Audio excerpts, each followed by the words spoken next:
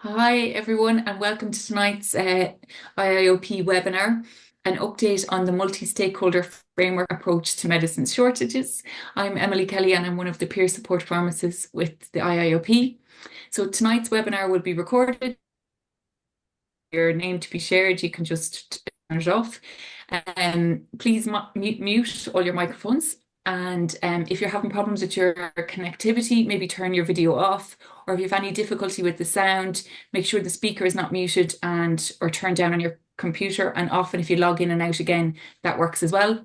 If you have any questions throughout the webinar, put them in the chat box and we will deal with them at the end. And some of the information from tonight's webinar may be used in an anonymised form. So without further ado, I'm going to hand over to Jennifer McCartan, who's the Medicines Shortage Coordination Lead with the HPRA, which is the Health Products Regulatory Authority. Hi, everybody. Good evening, and thank you all for joining me this evening. So as Emily said, my name is Jenny McCartan. So I'm the Medicine Shortages Coordination Lead in the HPRA. I joined the HPRA in February of this year, and I work in the Medicines Shortages and Borderline Classification Department. I work alongside my colleagues Ellen McGrath, MPSI, who's the manager of the unit, Mary Canan, MPSI, one of our scientific officers, and our other scientific officers in the team, Arisha Ali and Killian Walsh. So that's our team. We sit in the compliance department in the HPRA. And you may have previously seen a presentation by Dr. Darren Scully, who was the previous manager of the Medicine Shortages Borderline Classification Unit.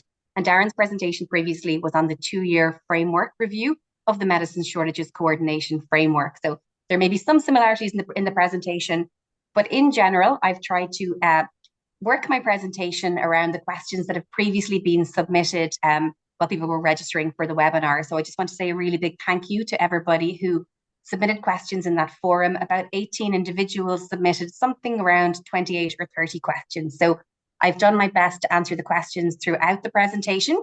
And if there is room or time for questions at the end, and if any more questions arise, happy to go through them then. So again, thank you all for joining this evening. So what is a medicine shortage? Are the slides moving, Emily? Just check. They're not, maybe if you... Good. Yeah. There we go. Yeah, perfect. Perfect. So everyone on this meeting, and I'm assuming that most people are pharmacists, will have a really implicit understanding of what a medicine shortage is. And so whilst medicine shortages have been a global issue for some time, they have increasingly started to affect Ireland and other European countries. And we all know that there's a significant impact on patient care when shortages of medicines occur, and also a significant impact on healthcare professionals' time, total healthcare costs, and a significant opportunity cost to the system in terms of dealing with shortages. But in terms of an Irish specific definition, and this is relevant because not all countries define medicine shortages in the same way. In Ireland, we define a medicine shortage as occurring when the supply of a medicine is inadequate to meet the needs of the patients that the medicine is intended for. And so the World Health Organization does recognize medicine shortages as a global problem, and they do represent an increased focus for governments given their potential to impact on public health. So essentially, within the terms of the Irish definition, we consider that all authorised medicines are included, all human medicines that are within the scope of the definition. So that means essentially prescription medicines and non-prescription medicines are defined in the Irish framework. There's a supply and demand perspective. So where there's no demand for a medicine, a shortage of the product would have no significance for patients, and therefore we wouldn't consider this a shortage.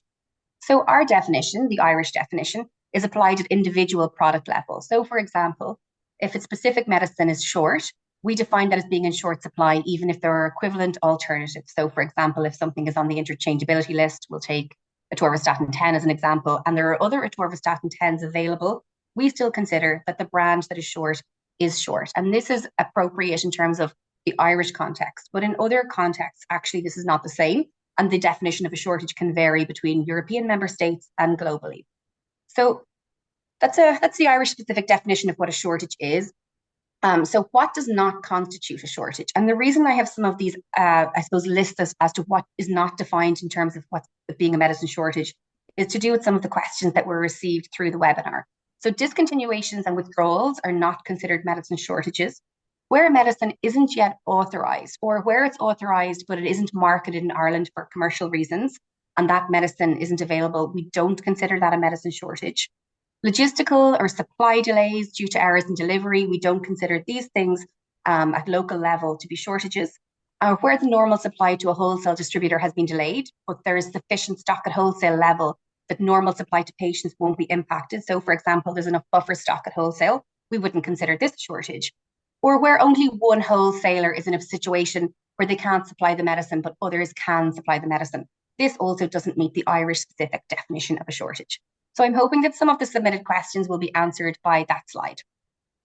So how do medicine shortages occur? So if we look at a very simplified version of supply chain, we have the API manufacturer producing active pharmaceutical ingredient or API to be put into a medicine, which is going to a wholesale distributor, going to the pharmacy and going to the patient. So far, so simple. That's a nice, simple supply chain.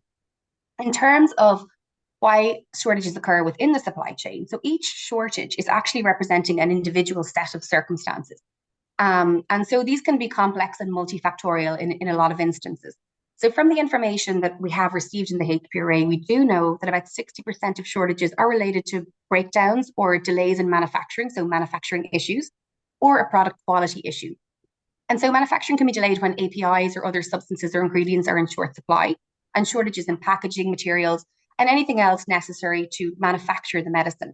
And so as we move towards more innovative medicines, manufacturing processes can become inherently more complex also. So all of these things lead to more and more potential for manufacturing disruptions. So we also have situations where unexpected increase in demand can cause a medicine shortage, or it can exacerbate a certain shortage. This could be due to an increase of prescribing of a particular medicine. So for example, throughout last year and into this year, we've had significant supply constraints in the ADHD medicine supplies. And the MCAG, the Medicines Criticality Assessment Group, have previously noted an increased demand for these ADHD medicines. And when we meet with companies who supply these medicines, we have been told anecdotally that increased ADHD diagnoses and also increased diagnosis and prescribing in the adult ADHD indications have been outside, I suppose, the demand they would have expected and somewhat disrupted forecasting in that space. So unexpected increase in demand can actually cause or exacerbate shortages of medicines. Something else in this space that you'll all be very familiar with will be greater than anticipated levels of seasonal illnesses, which can also result in shortages of the medicines that are used to treat those seasonal illnesses. So this is a slightly more complex supply chain. And you can see here, we have some causal factors of the shortages. So things that are causing shortages in pink. We've got regulatory issues, manufacturing delays, shipping delays, quality issues, an unexpected increase in demand that we've just spoken about. Things that can then compound shortages or make them worse. And there were some questions in this space in terms of trade out of the country or parallel trade. So where stock is apportioned to the country and it's, I suppose, supplied on an Irish specific basis, but it's traded back out of the country and the manufacturer or the supplier or distributor may not have sight of stock leaving. And so they may perceive that they have supplied enough stock to furnish the country. Communication issues and stockpiling at a patient level, which I think we would all naturally understand and be sympathetic with. But these are things that can compound or exacerbate a shortage that's already occurred. So this is probably a more, I suppose, appropriate representation of a supply chain. So if we move from left to right across the supply chain, where we have the medicine manufacturer and everything that goes into that, and as we've spoken about previously, innovative medicines will have more and more complex manufacturing processes. So we have the API, packaging, chemical supply, excipients for the medicine. We're manufacturing the medicine, it requires significant quality tests. We're moving along the right, we're going through wholesale distribution and we're supplying the medicine to patients and pharmacies. So anything on the left that disrupts that supply chain has the potential to have a global shortage or a shortage affecting multiple countries. And anything as we move towards the right becomes more local and we have the local factors of shortages. So there is a significant amount of background in the documents that are displayed on the HPRA website related to shortages. So I refer you to the 2-year framework that Darren has previously presented on, and also to the framework documents themselves. And in those documents, essentially, there's a little bit more extrapolation of how shortages can happen and why shortages occur, because they were a few of the questions that were actually submitted prior to the webinar. So you can see here manufacturing delays, quality issues, unexpected increase of demands, regulatory issues, and shipping delays. So these are all, again, contributing to the fact that medicine shortages are a global issue. They are quite complex and a lot of times, and they can be multifactorial. How do we handle shortages in the Irish framework context? So the aim of the medicine shortage framework is to, if at all possible, avert potential shortages from occurring or reduce the impact of shortages that are going to occur on patients by coordinating the management or the potential or actual shortages as they arise. So what does the multi-stakeholder framework look like? The representatives of the stakeholders on the slide participate in the framework. So the HPRA, as I said, coordinates and oversees the framework, and the framework documents on the website will set out the roles of the different stakeholder groups in managing shortages. So if we move across the right, you can see in the middle the HPRA are there in their central coordination role. We have very significant dealings with our colleagues in the HSE. So in terms of the management of shortages on a day-to-day and week-to-week basis, we would be in contact with our pharmacist colleagues in the AIDMP, which was previously known as the AHDMP, our colleagues in the primary care in corporate pharmaceutical unit, our colleagues, the head of pharmacy function in PCRS, our medicines management program colleagues, the National Centre for the NCCP, and the National Immunisation Office. So we do have a significant amount of HSE link-in day to day and depending on the impact of the shortage. Marketing authorization holders have significant responsibilities under the multi-stakeholder framework. And in the HPRA shortages team, we email back and forth or have significant amount of contact with MAHs on a day-to-day basis. We also have contact with manufacturers and wholesale distributors where they can play their part in terms of mitigating the impact of a medicine shortage. We receive a lot of communications from healthcare professionals, and we do host communications back to healthcare professionals on our website. And we also engage with healthcare professionals on a direct one-to-one basis.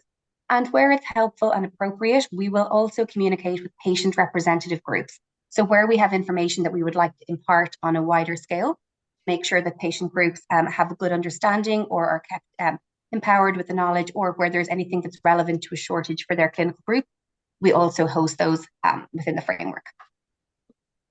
So as I said, marketing authorization holders or MAHs have significant responsibilities in terms of the shortage framework. So they're legally obliged within the limits of their responsibilities to ensure appropriate and continued supplies to meet the needs of patients in the state. And these obligations are also reflected in the supply agreements with the state, so the MFI and the EFA agreement. So manufacturers and MAHs themselves will have oversight of supply of their own medicines, both nationally and globally. And this will allow them to continuously try to align the supply and demand perspectives of medicines. These marketing authorization holders, essentially they're companies who have an authorization to market the medicine in Ireland. And so they will have good oversight and good understanding of their own medicine. And in a time of shortage, they should be able to assess the impact of a shortage in that space on patients. They should also notify the HPRA within the defined timelines. And if appropriate or if possible at all, they should be able to prepare or help to prepare an appropriate response. And there are lots of ways that we can respond to attempt to mitigate medicine shortages under the framework. And I'll go through some of those in a few minutes. But essentially, these are the responsibilities of the stakeholders who are involved. So I don't propose to go into these in much detail, but suffice to say that the Department of Health is responsible for the overarching policy and direction. The DOH is also responsible for pricing agreements. And so there were a significant number of questions within the 28 that alluded to price and pricing agreements. They are the remit of the HSE and the Department of Health, but not the remit of the HPRA. And the Department of Health is also obviously responsible for the overarching legislation pertaining to shortages. So both the HSE and the HPRA report back to the DOH, and you can see there is some alignment there. But in terms of the responsibilities of the stakeholders for the framework, the HPRA has a coordination function. We also have a function within regulatory action or regulatory flexibilities, and we'll go through some of these in a little while. And we also hold the main communication function. Some more of the responsibilities for the MAHs and manufacturers are details there. Healthcare professionals will also have responsibilities and work falling out of management of shortages, to be frank, in terms of identifying alternatives and trying to furnish good care upon the patient in a time of shortage. And the patient representative groups do have a function in terms of supporting patients and providing correct and accurate and helpful information in the management of medicine shortages. So in terms of the HPRA's coordination role, we do receive signals to do with shortages. We receive them on a daily basis to our email address. Once the signal is received, we engage with whoever has sent us the signal, be that the marketing authorization holder, in which case it is a notification of a shortage, or whether it's a healthcare professional or a member of the public. In that case, it's a report of a shortage. We engage with the marketing authorization holders to determine whether there is a shortage in this instance, the duration of the shortage, what's going to happen. We attempt to determine the impact of this shortage to patients and to the wider health system. And then we will engage with other stakeholders as we need to. The HPRA also publishes shortages on its website. Our website is updated daily with the information that's received that day from different marketing authorization holders. So I think at this point in time, because of some of the questions that were put forward, it might be useful to know that we don't update every medicine on a daily basis. The medicines that we update daily are the medicines for which we've received new information on that day. So when we say we update our medicine daily, that update pertains to the actual medicine for which we have received an update.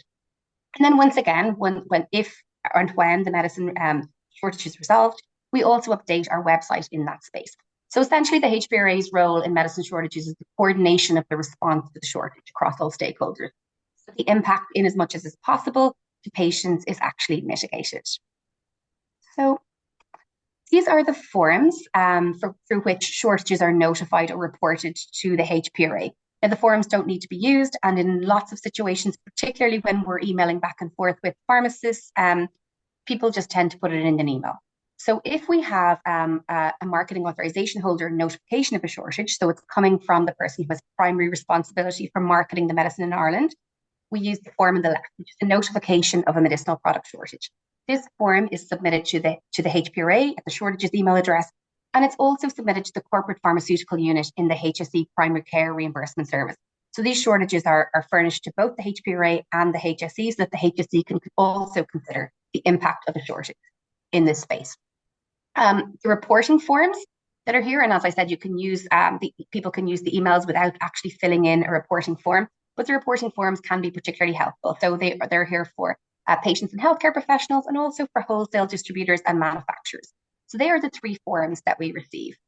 So essentially, a notification comes from the marketing authorization holder, and a report is a communication of a shortage from any stakeholder at all that isn't the marketing authorization holder or the representative. So manufacturers, distributors, patients will send the email to the shortages email address. And an impact assessment is then performed in order to determine the impact of the shortage on patients. So one of the specific questions we received was, when should medicine shortages be reported or notified? So ideally, as soon as the company or the marketing authorization holder is aware of a potential shortage or an actual shortage about to occur or already having occurred, we would like to have that information, because the sooner we have that information, the sooner we can triage the information and make a decision as to what may be helpful in the situation in order to mitigate the shortage. So for low impact shortage, we do ask to be notified not less than a month in advance of the shortage. And so usually the marketing authorization holder would put through the form in this instance with details of the products, circumstances of the shortage, and any communication with stakeholders involved along the way. Where it is a medium or high impact shortage, we do request to be notified as soon as possible, including for a potential shortage. So if the marketing authorization holder has a signal that a shortage may occur, even if the shortage is not being confirmed as going to occur, we would really like to know about this as soon as possible, because there are a significant number of steps that we may be able to take in order to mitigate the shortage. Now, there are significant challenges to the pharma industry in terms of notifying shortages.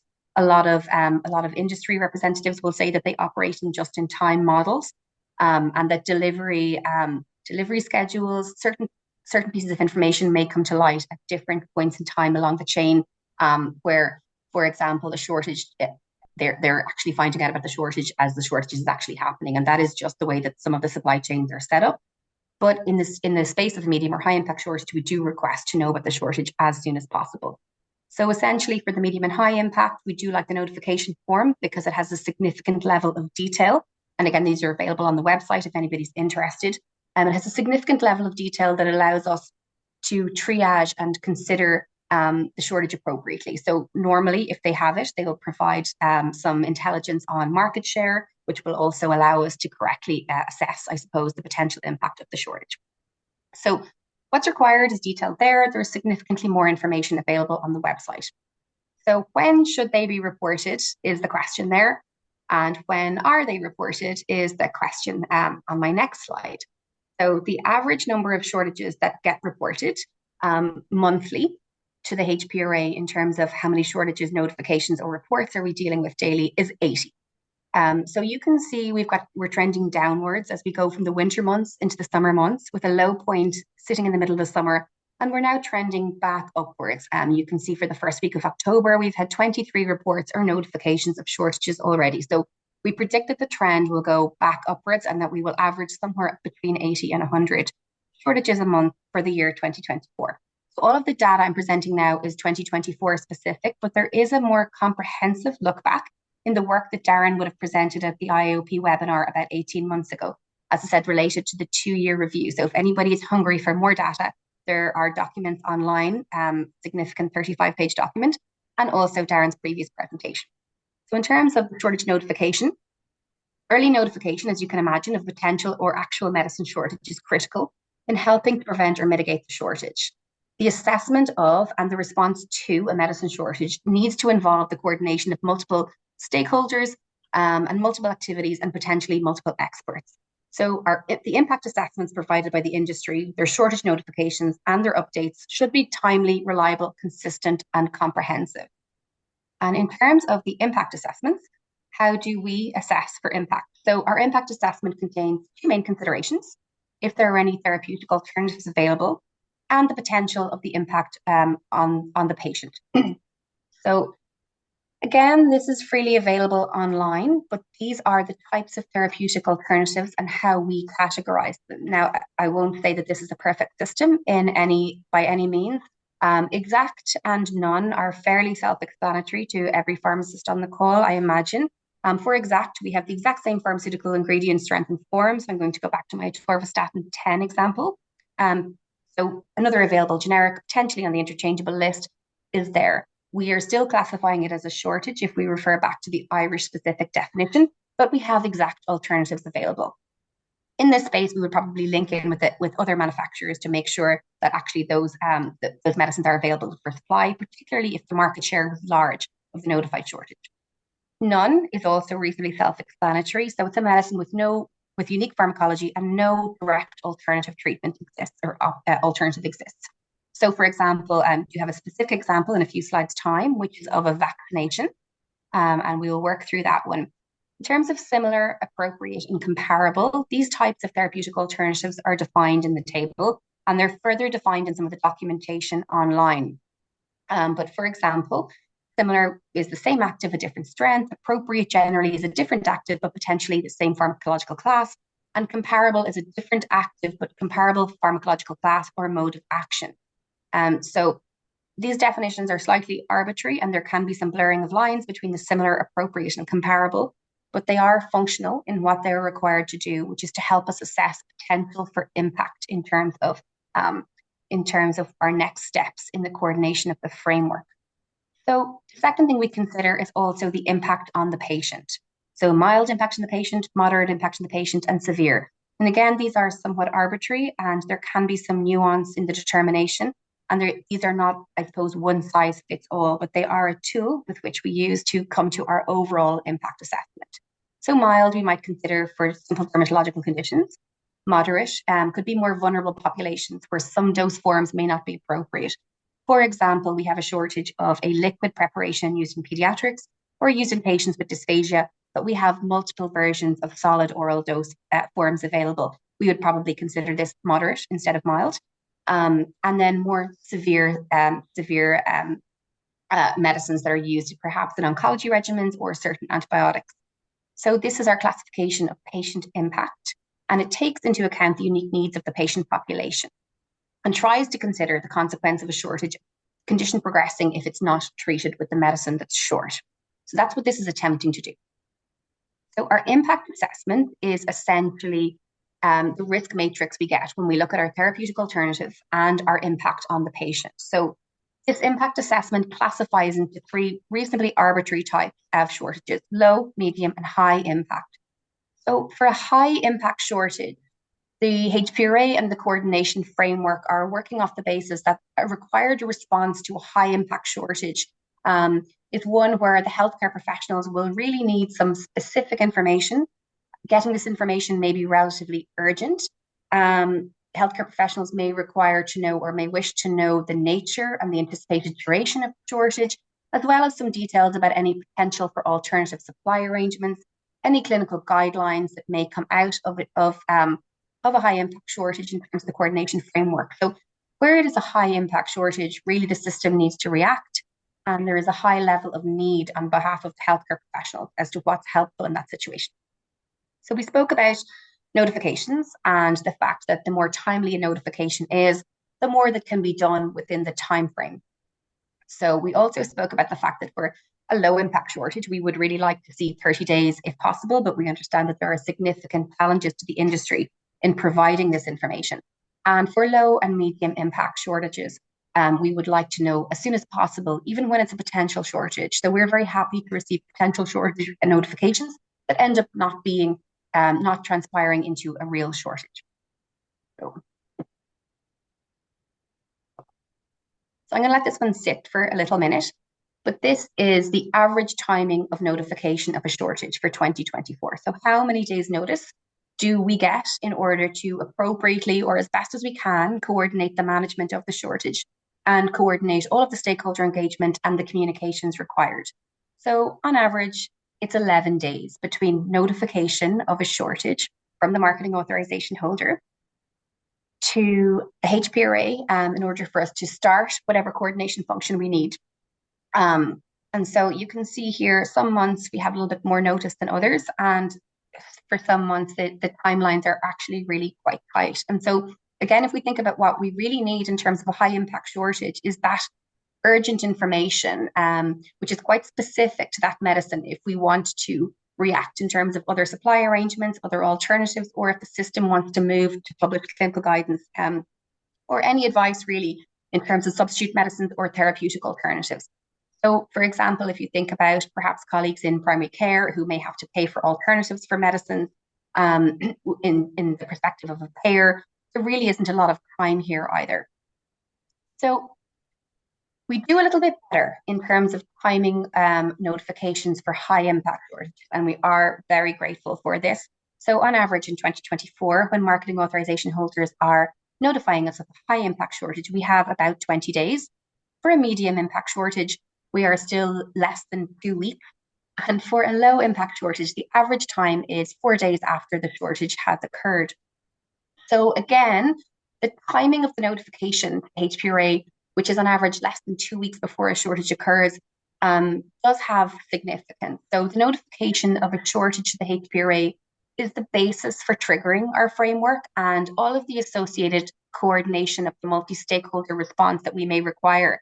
And this response can sometimes lead to preventing shortage or mitigating the impact of a shortage. So where we have this very close proximity of the notification timing to the actual shortage, it really does reduce our ability to identify and mitigate strategies that can make the impact of the shortage, I suppose, less impactful on the patient. So in terms of the ask to industry, the ask is that we have as timely a notification as we possibly can have, recognizing the challenges that presents to the industry, but just in order to allow the framework to operate in as smooth a fashion as possible. The more timely the notification is, the more we can do about it. So I've mentioned Aaron's previous presentation a couple of times now, and this is data from the presentation, but it's still of utility and it's still relevant. About 81% of notifications come from the marketing authorization holder. About 7 or 8% come from healthcare professionals. So we do receive significant numbers of emails daily from our colleagues in community pharmacy and our colleagues in hospital pharmacy. And we are really grateful to receive these because sometimes these are the first sign we have of a shortage that's actually having a current impact. So I suppose if pharmacists are emailing us, letting us know it's having a real world impact already. Now, sometimes we do get reports of shortages from healthcare professionals that are essentially just supply chain blips, perhaps unique to their pharmacy or their distribution channel, and they don't turn out to be something wider. But in many cases, they do. And so just to, I suppose, thank everybody who has engaged with us in that way, and to say that we continue to be happy to receive these reports of shortages from yourselves.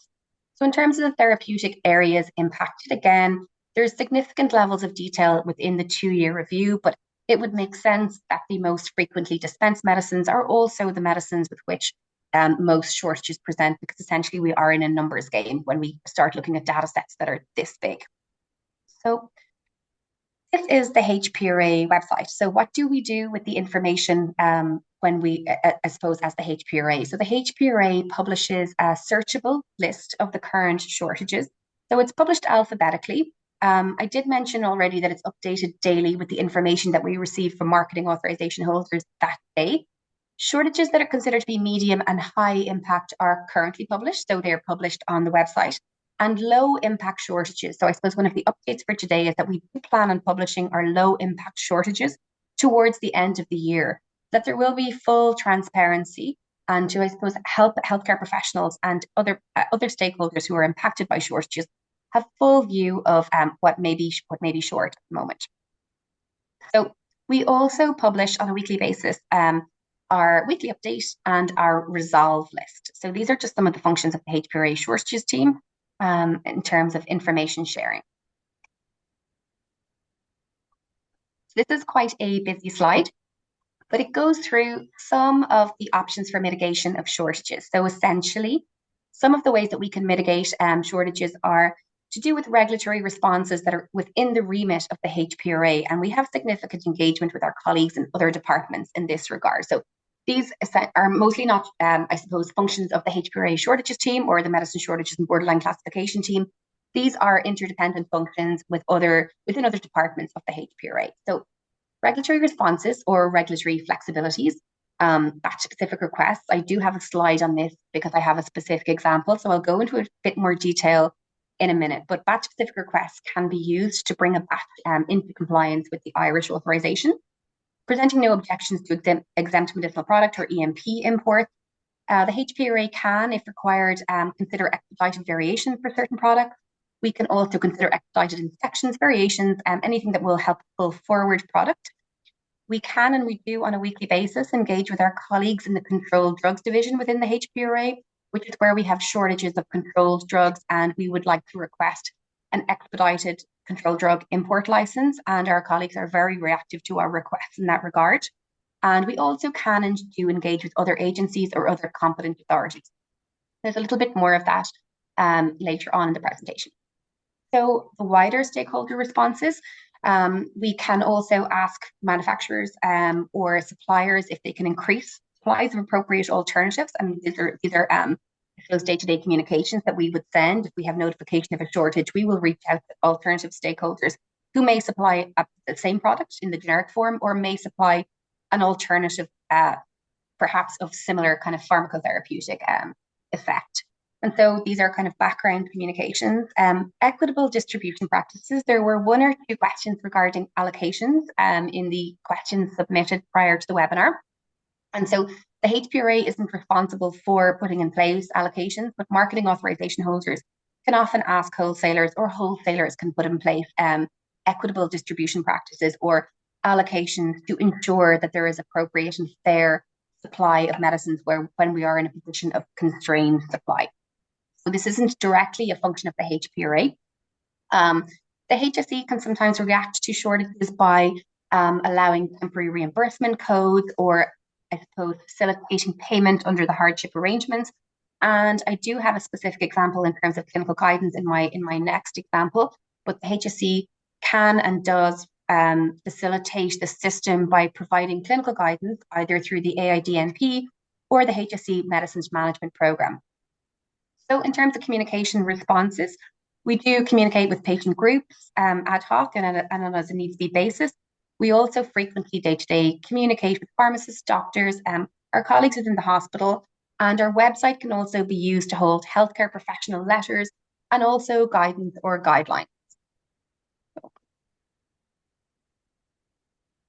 So this is a practical example of the medicine shortages framework in action. This is a pretty recent example. The shortage hasn't yet occurred, but essentially, and this is, I think, an example, hopefully this is a good example of what can happen when a company engages early on, when they identify that a problem will occur, and they notify a potential for a shortage. So in April of this year, HPRA was notified of a high impact shortage for Pabranex IV. which was due to quite a complex manufacturing issue, and the shortage was going to impact multiple countries. So Carbonex IV is licensed for adults for rapid therapy of severe depletion or malabsorption of vitamins B and C, particularly in alcoholism, where there can be severe depletion of thiamine and that can lead to wernicase. So for this medicine, if you go back to the impact assessment, there is no direct alternative. It's used widely within the hospital system, including in maternity hospitals. And so the shortage, when initially notified, was expected to hit Ireland and impact from September 2024 and last until Q3 2025. So the Medicines Criticality Assessment Group was convened to consider this shortage.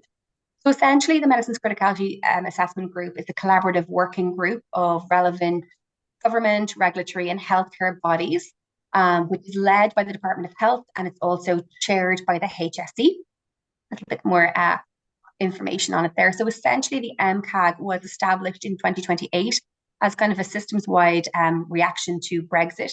And it did continue on during COVID times. Medicines Criticality Assessment Group actually has had a few iterations. So from the Brexit group in 2018, it evolved through the COVID-19 pandemic, where it was a subgroup reporting to NEFIT. And now the Medicines Criticality Assessment Group considers medicine shortages that are considered quite significant to the patient and the healthcare system.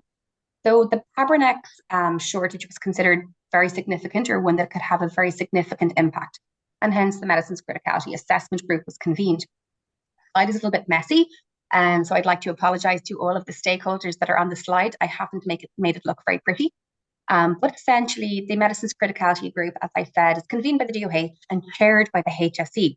So who are the members of the Medicines Criticality Assessment Group? So there are standing members who attend most meetings, and then there also are experts who are invited to attend. And generally, they will be from the clinical community. They could be the clinical leads, for example, for the indications of the medicines that are short that we are considering. So the department is there. The HSE also attends, the HSE NCCP, the HSE AIDMP, so the Acute Hospital Division, excuse me if I refer to them as the AHDMP as we're going forward, but they have had a recent rebrand, and the guidelines that were published in this instance are under the guise of the AHDMP. But as I've said previously, in the shortages team, we will engage on a daily basis with the pharmacist team led by the chief pharmacist and the AIDMP, back and forth in terms of impact assessments or information sharing both ways in terms of medicine supply. So they are also present at the Medicines Criticality Assessment Group. The PSI, the Pharmaceutical Society of Ireland, have representation on this group. As I said, the clinical group. So the clinical group present at each and every MCAG may change, it may vary, because essentially will depend on the indication that's being discussed. And then we also have the HPRA, who will bring information perhaps from wholesalers or companies to the meeting. And the PCRS, the HSE PCRS, it tends to be the HSE PCRS head of pharmacy function in attendance.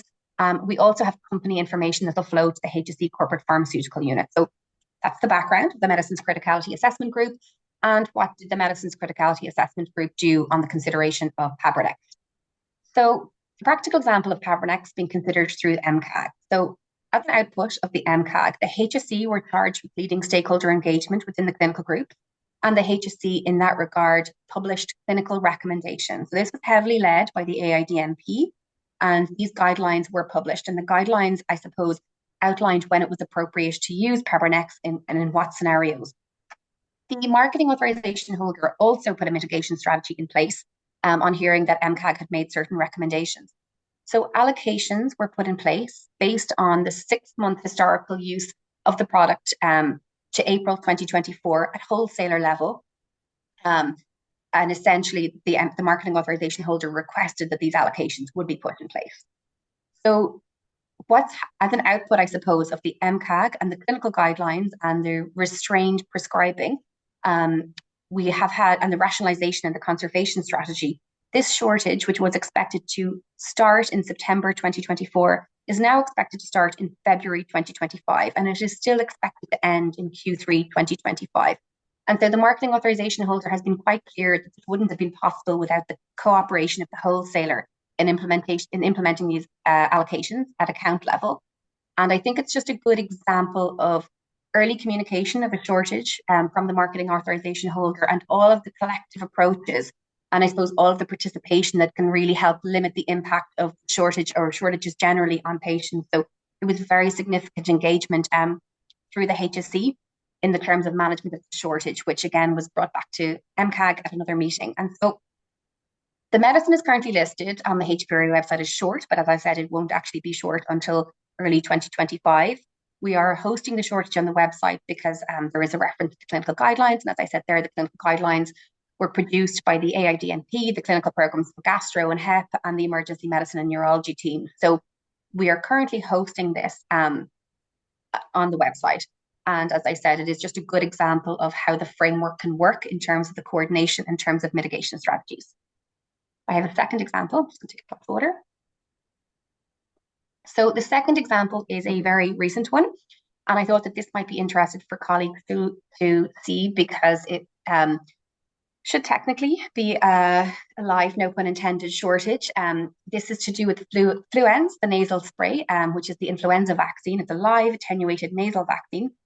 And this day last week, a potential notification of a shortage was reported to the HPRA shortages team, which was expected to impact on the 17th of October.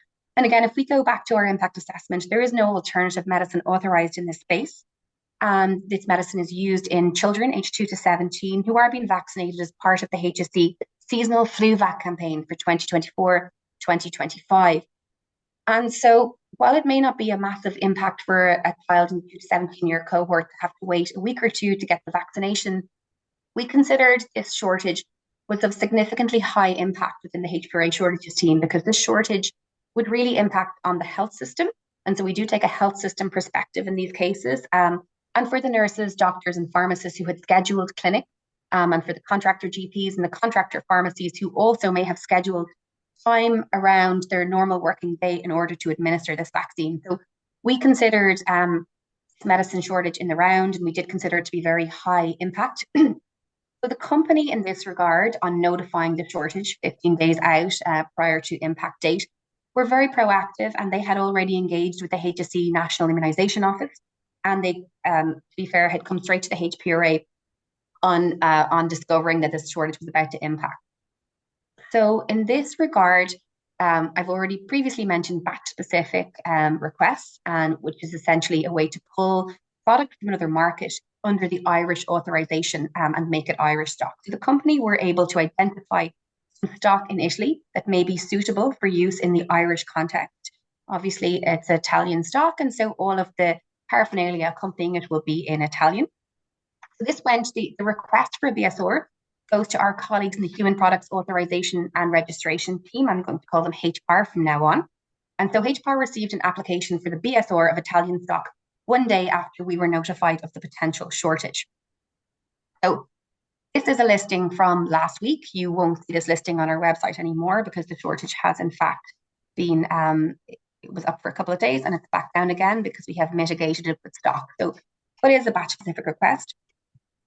Essentially, batch-specific request is accepted for a critical medicine that holds a marketing authorization issued by the HPRA or the EMA to bring a batch of product into compliance with its Irish marketing authorization. So the HPRA can provide an accelerated regulatory approval to supply medicine to Ireland that was initially intended for another market, essentially. And this may involve allowing some flexibility in terms of labelling or language on the packaging to support an interim supply of stock. So in this instance, the HPRA shortages team would have had significant communication back and forth with HPAR team to say, yes, this is a medicine that's of critical importance. We consider it's a high impact shortage. We would be very grateful if an expedited batch-specific variation could be considered in this regard. Normally, BSRs are quite limited in duration, and they're to cover the market for a certain period of time. There is a lot more information available on batch-specific requests for human medicines if anybody is interested. One of the other regulatory flexibilities we alluded to earlier is the control drug flexibilities that sometimes happen for a shortage of a market. But in this one here, the HPRA shortages team also engaged with the HSE National Immunisation Office. So we were in contact with the chief pharmacist at the HSE NIO to better understand the governance and the clinical governance of supply and distribution of these medicines, because they are being used within the vaccination program, and we understand also in vaccination clinics and to contractor pharmacists and GPs. So there was back and forth engagements in that regard.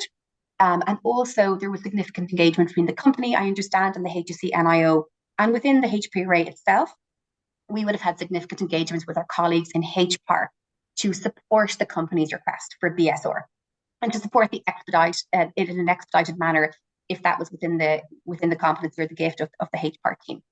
So one day after the BSR request was put in, it was approved by the HPAR team and the HPRA. There were some conditions to the approval, and some of which were that the HSE National Immunisation Office would communicate to all of the sites and all of the vaccination sites who are going to receive the vaccine, notifying them the fact that this Italian BSR, now Irish authorised stock, would be coming via the National Cold Chain Service. So the company did email us back on October 4th. So if anybody's wondering why this shortage went up and came down quite quickly and is on the shortage list and the resolve list for this week, it is because the shortage was live for a couple of days, but the BSR has now averted the shortage. So I think that's quite a practical example to show everybody. We are hoping that the health service impact in this instance is low, but if we weren't able to facilitate these kind of regulatory flexibilities, there could have been quite an opportunity cost in terms of the time of the healthcare professionals involved in those vaccination clinics, and also, of course, the parents and patients bringing those children forward for vaccination. So this is just let you know that in most cases of shortages, in about 80% of cases, supply resumed as normal. In about 18% of cases, the shortages are actually prevented. So hopefully the health system doesn't know anything about them. And in 2% of cases, there are actually market discontinuations. And so the circle on the right just represents when supply resumes.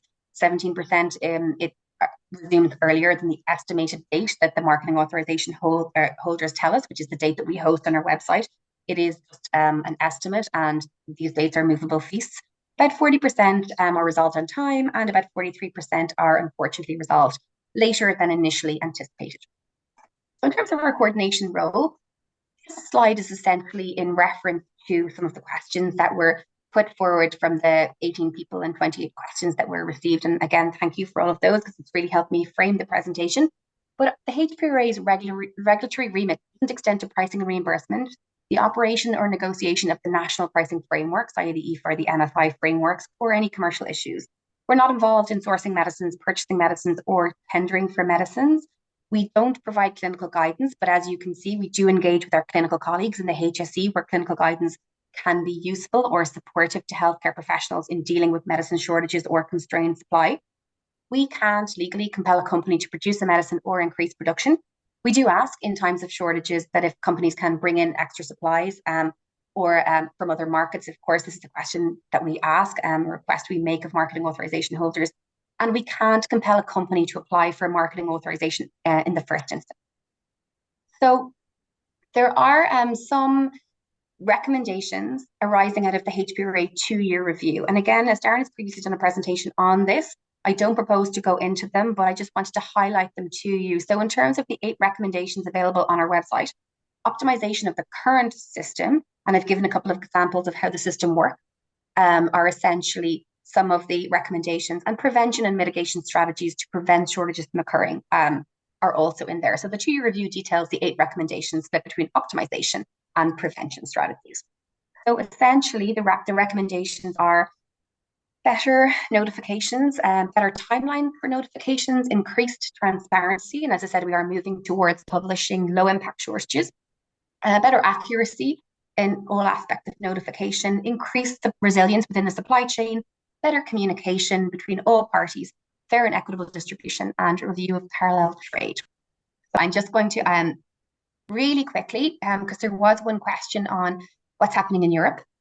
So essentially, generally shortages are monitored, prevented, and mitigated at an individual country level, and national systems for dealing with shortages in EU countries have developed gradually and organically, and there are variation between them. But you are possibly aware that there have been a lot of legislative changes recently or in recent years. So the initial European medicinal product legislation been in effect since 2001.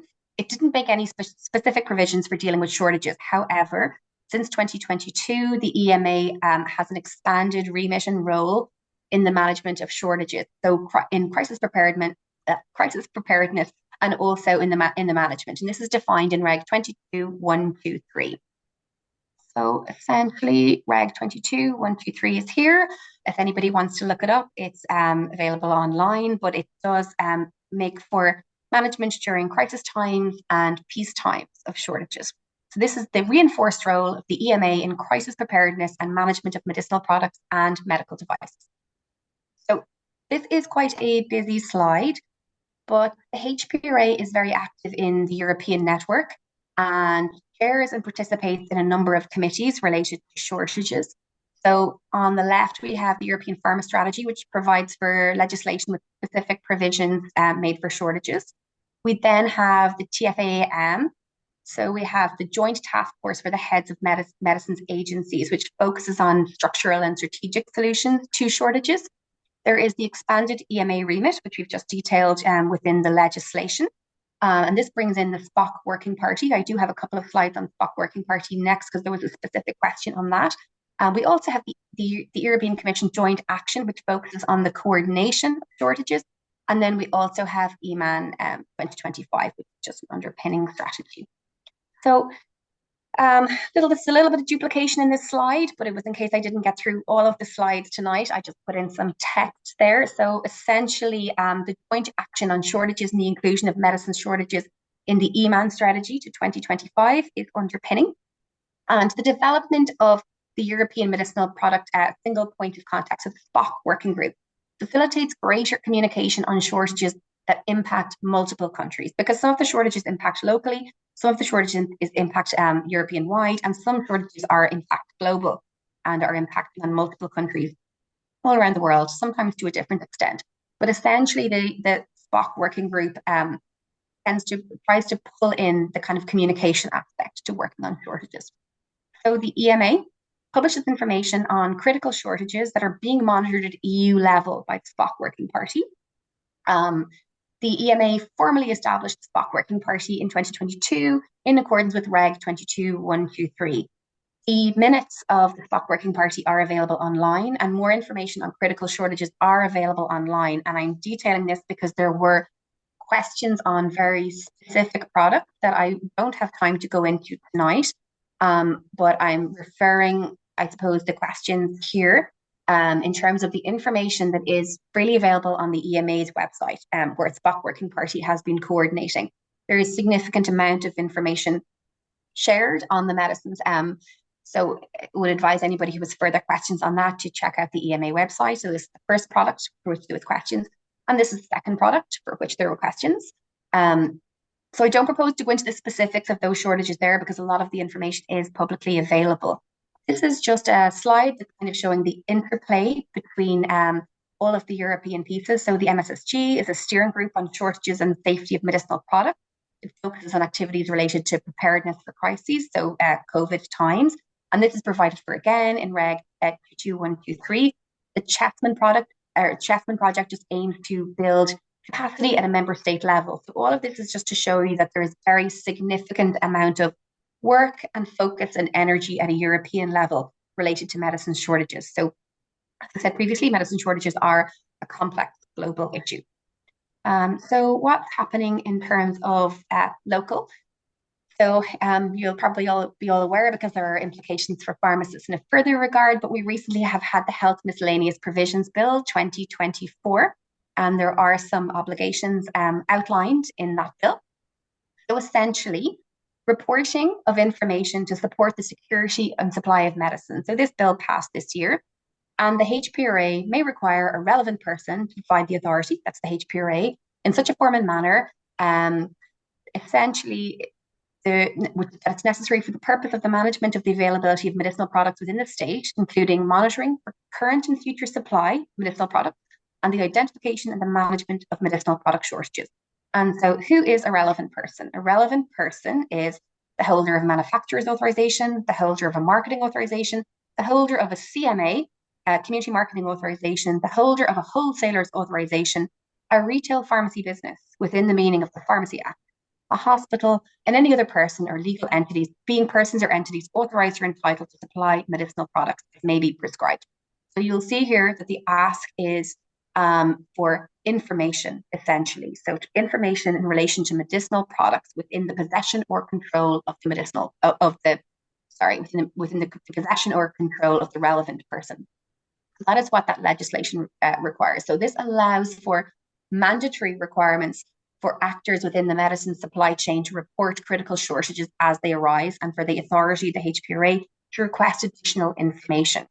So what's in store for the framework, the shortages framework, and the management of medicines availability. So if we were asking for a Santa list, what would we ask for this Christmas? We would it would be very valuable to have enhanced governance, and there is an aim to build greater resilience in the national medicine supply and to enhance the current governance models for medicines availability.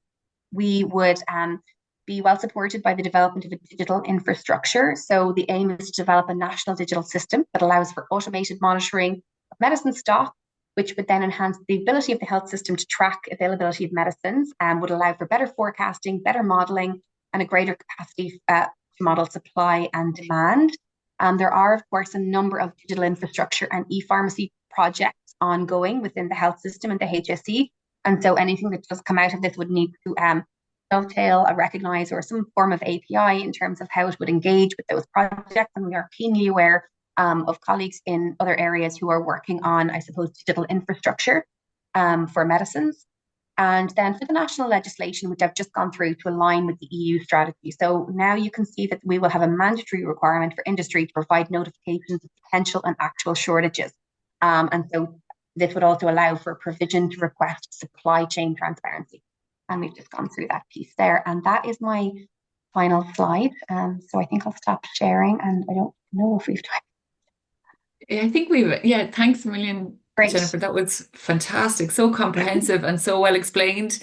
And from your simple definitions at the beginning right through to practical examples and then the future and where you want to go. So thank you very much. We've put 3 minutes for a few questions, but I think a lot of the questions were covered, as you said, because there was the opportunity to send them in advance. There is a couple of questions around the notification periods. Mm-hmm. So there's a question around the Zoom calendar days. Emily, you froze for me. I'm so sorry. Oh, sorry. There's a couple of questions around the notification periods. I think it was around slide 23 about the calendar day. Are the calendar days or business days? And then is the 11 days average notification, is that for the high impact shortages or for a combination of all shortages? So the 11 days was for the combination of all the shortages. And you could see for the high impact that the marketing authorization holders did engage a little bit better, obviously recognizing the seriousness of those shortages. And we were averaging out about 20 days for the notification of a high impact shortage. The 11 days tends to be the average as we look at all of the shortages notified. And in terms of the split of shortages, essentially, we will have 3 medium notifications for every 1 low impact and for every 1 high impact. That tends to be the kind of split in that space. But in terms of the business days, if we were to get it to 30 business days as opposed to, or 30 calendar days, I think either of those would be an improvement on what we're currently looking at. So I don't have strong feelings either way, but if we could improve upon those timelines, it does give the health system more time to react. And I hope that the examples I chose tonight were illustrative of that, because we have had, we showed an example where the notification was quite far out.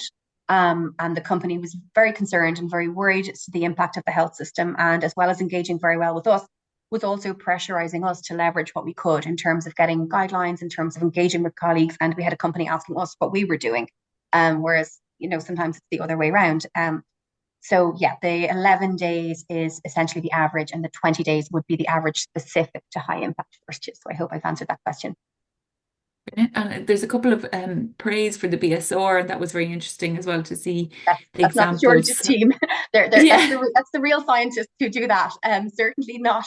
That's certainly not the HPRA shortages team, but we do have very good relationships and very good engagement with our colleagues in HPAR, and they have worked over the weekends. And yeah, there's a significant amount of time and effort, and their clinical expertise goes into that. So I would echo that praise. Yeah. Perfect. There's questions around the equitable distribution, and I think you've already explained that that's not really the HPRA, that's the MAH and the wholesaler. Yeah. And yeah, great presentation. We're 9 o'clock already, Jenny. I can't believe how Fast it's gone, but Sorry. well done. And That I took was fast. really interesting. Grace has just popped into the chat box the feedback. So if anybody wants to click, if you please click on that link and give us your feedback, because the IOP love to hear the feedback and know how to improve and what kind of topics you'd like to hear in the future. And our next webinar, oh, don't forget to do your CPT cycle. And if you're already online, it's as easy to open one now and get that up and running. Webinar is on Wednesday, the 23rd of October at 8 p.m. and it's a focus on antimicrobial stewardship in advance of European Antibiotic Awareness Day on the 18th of November. Thank you very much. Lots of praise coming in now, Jennifer, on the chat box. Thank you very much. Great overview. Excellent presentation. Thank you very much. So well done and thanks a million. Good night, everybody. Thank you very much. Thank you all. Good night.